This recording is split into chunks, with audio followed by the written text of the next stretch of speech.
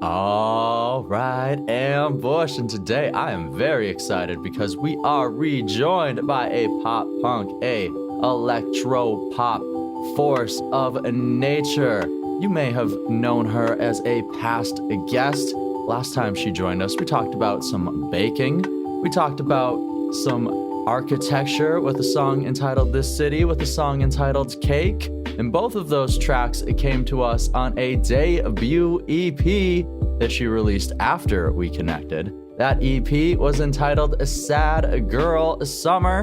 And since then, Terez has also gone on to do quite a few other things that we are going to be diving behind today with my guest. Of course, I just said the name. You know who it is. It is the fierce, pink-haired warrior known as Terez. How's it going today? Good. How are you doing? Ooh, I'm having myself a wonderful day. Even better now that I get to reconnect with one of my favorite past guests. Yes, I'm very excited to chat again. Hey, very excited. And of course, like I mentioned, you released that debut EP shortly after that first time we connected. And that's where I would love to kick things off. What was it like to finally get that collection of songs out into the world? It was a wild experience. I will be totally honest. It was completely fake it till you make it.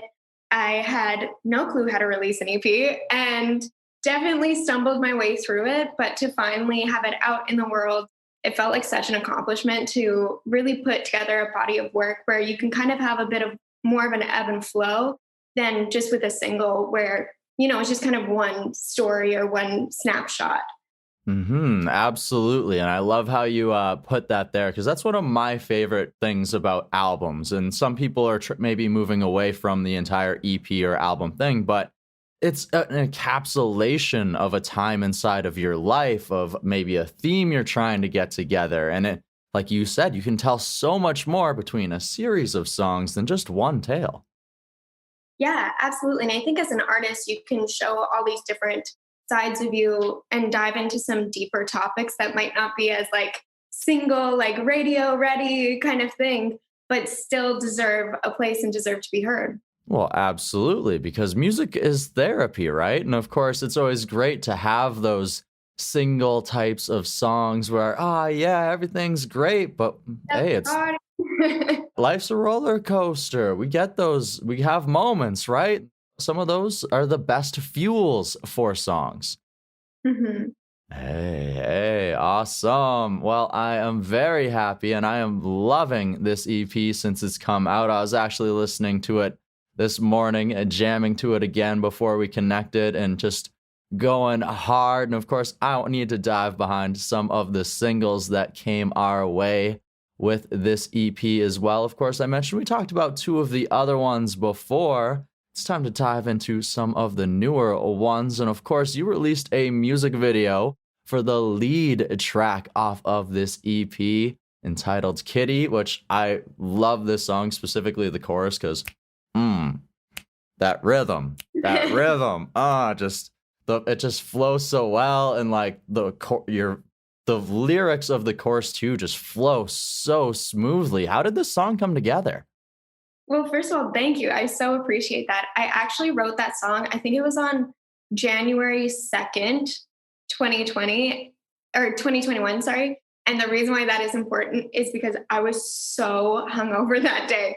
Not super flattering to share, but I was drinking Pedialyte while we were writing, and I was writing with someone new in the room. Her name's Autumn, who's one of the co-writers on the song. This was the first song we ever wrote together, and so I was trying to be professional and be I'm not drinking Pedialyte.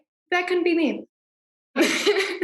And the other co-writer, Tamra, is a longtime friend and collaborator of mine, and he kind of came together in a bit of a hungover haze where I pulled a lyric that I had written in my phone, which became one of the pre-chorus lyrics, which is, I tend to my grudges like they're cute little pets. And from there, we built out this idea of Kitty.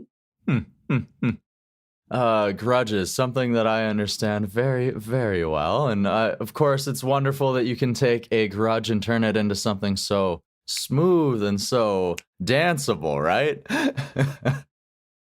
Awesome. And you actually did some of the production on this track too, as well. Is that correct? Yes, this was actually the first track that I made a demo of that I was really proud of because I started producing in, I want to say, late 2020. And this project was the first project that I co produced. I co produced some of the singles that are on this project, Cake in This City. And then I produced 6 of the 7 tracks on there.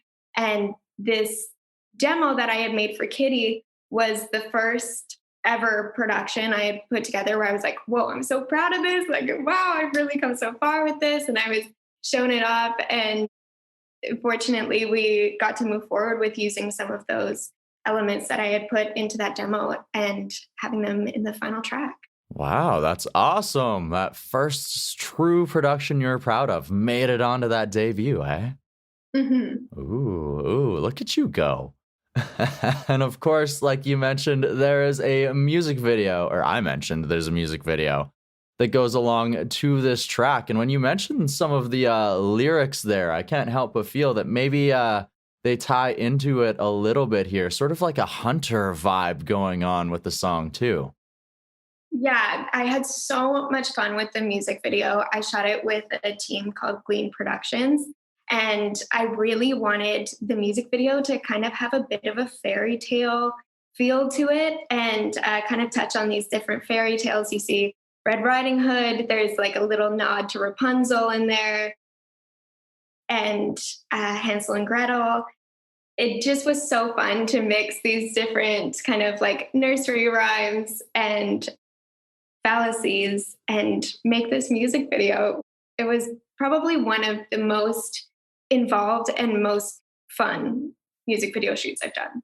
Yes, it's anyone who's seen it, the production elements that go into this. And even you mentioned like the Hansel and Gretel vibe, where like one of the scenes you can see you like running up to the door. And even just the production of the door alone is like, my God, this house looks amazing. Yeah, we actually rented that. It's like a little cottage, and it was probably 2 hours drive out of where we were. And I was like, we got to shoot in this little cottage. It's so cute. It's so perfect for this like nursery rhyme feel. And they have different cottages set up on this property, and they're all like princess, like little castles, and it's all families there. Meanwhile, we're there shooting a music video. Hmm.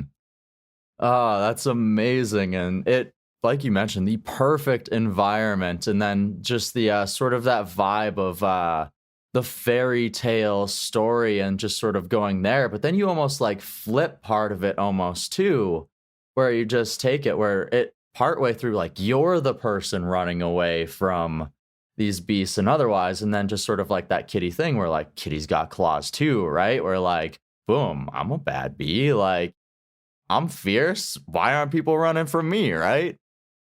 Yeah, and that's where you see like the end of the video. And I wanted to include that funny clip at the end where I'm like, "Hi, Fluffy, like here's a little cookie," kind of thing, because it is like these fears and these demons that we can have, and sometimes we can be so afraid of them, but ultimately we can tame them, and that's really the end of the video is taming this thing that was once chasing her. Hey, it's sometimes you gotta face your fears, right? Mhm. Perfect. Awesome. And of course we mentioned this is more of a single, and there's some of those songs that may be a little less of that vibe. So maybe we'll dive into another track off of this album here. And I'm a big horns person. I'm a big like the trumpet, that sort of a vibe. So I want to dive into the title track off of this EP, Sad Girl Summer. How did this one come together, Terez? So the track is actually titled just Sad Girl, and then we just tossed on the summer because why not?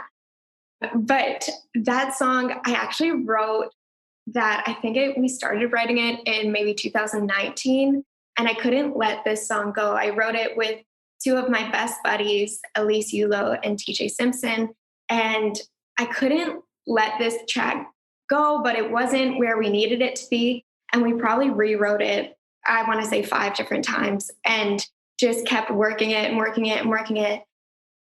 because it was so close every time. And then finally we got it to where it is now. And I gotta tell you, I fought for that horn line in there. I was tooth and nail with my co-producer, and I was like, there's a horn line in this song. We just gotta find it. We just gotta make it work. So I'm very glad that the horn line got in there too. Hey, I'm very glad, and I support that decision. Somewhere on this EP, Yeah, one horn. There's 7 tracks. We gotta fit it in somewhere. Come on. yeah, exactly. Hey, well, respect for making it happen, for getting it done, and for continuing to push forward. I mean, last time we connected, we talked about your work as a producer, and we talked about that a little bit earlier here in this interview as well. And of course, representation, very, very important inside of this world. And you actually had the opportunity to be one of the nominees for the Her Music Awards, which is presented by SOCAN and Bandzoogle, sort of celebrating and supporting different female artists who are right there on the precipice of taking their career to the next level. So what was it like to sort of be recognized by this award? It was so incredible. I mean, looking at the other women that received the honorable mention, you just feel so honored to even be considered among these women, but also to see and have a platform that is recognizing women who are blazing their own trail. I just feel incredibly honored to be a part of it. And it's been such an amazing experience. Hey, awesome, awesome. And of course, you were not just a nominee, you received honorable mention for this Her Award. So congratulations for that. Thank you. Hey, and of course, we mentioned representation does matter. So, of course, if say there's somebody out there right now watching this interview, a young girl who maybe is a songwriter, maybe wants to get into production, maybe even just wants to become like a music video director or something, what would you say to that individual to maybe help them realize their dreams are possible? I would just say that, so initially this is going to sound negative, but bear with me. You can fail at anything. Truly, you can take that normal, safe route and you can still fail at that. So whether you want to be a music producer or a director, but you feel like it's safer to maybe take on a different role that's a little bit more kind of common or, like I said, safe. Either way, it can go bad. So you might as well do what you love because it's so much easier to get up time and time again when it's for something you love than when it's something that you're just doing to please the other people in your life. I like that. I like that very much. As you say, you can fail at anything. It's why not take that chance, take that risk, and at least know that you took a shot, right? Yeah, absolutely. Hey, perfect. Thank you so much for sharing that insight. And of course, another thing that I want to sort of ask about, dive into here, is the world, hopefully, fingers crossed, is starting to open up a little bit, and music shows, live music might become a thing again here. Maybe, possibly, potentially. So I need to know, with that coming up, I mean, you've played quite a few large shows, opening up for quite a few various artists. So I need to know, do you have like a pre-game show ritual, like a set thing that you need to do before you play a live show? I feel like it's kind of weird, but I just want to be like, just kind of by myself and in silence. I just want to hang out. Like it's almost going into a bit of like a meditative state. And then right before you go on stage, like doing some like jumping around, getting that blood flow and energy up. But I find I just want to like just have a little moment to myself.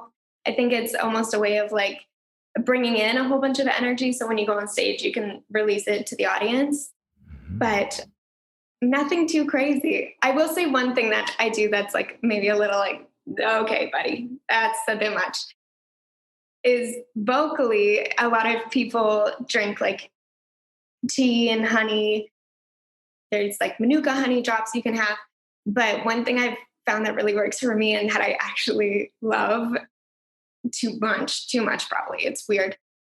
Is to have like a spoonful or a shot glass of olive oil and you drink it really slow and it lubricates your vocal cords. And there's like a weird, like kind of satisfying little burning sensation when you do it. And I love olive oil, like a weird amount, probably. Interesting. That's the first time I've heard of that one. So maybe I'll have to give it a shot sometime. Yeah, it's not for everybody, but I like it. Hey, give the shot of olive oil a shot, right? Yeah, exactly. I'm trying to get a brand deal over here for some olive oil. Hey, Bertelli or somebody, get up in there. Terez, up on the label. Come on. That's going to sell all the bottles. Thank you. I hope so. All the bottles. All right, Terez. I have had an amazing time connecting so far. Before I let you go, I need to know, what does the future hold for Terez? Well, I'm currently in Mexico. I've been here for the last month. I'm here for another month. And I am working on my next EP here. Yeah. So I just decided I could either do it in the snow or I could do it in the sun. And I chose the sun. And yeah, it's been a really great experience. I've been having a lot of virtual sessions and currently I'm just in the process of recording all the songs. Ooh, all right. So the audience, the listeners, the fans, they're definitely going to want to keep their eyes and ears open for a sophomore EP and some more singles potentially on the way soon from Terez then. Yes, absolutely. More singles coming very soon.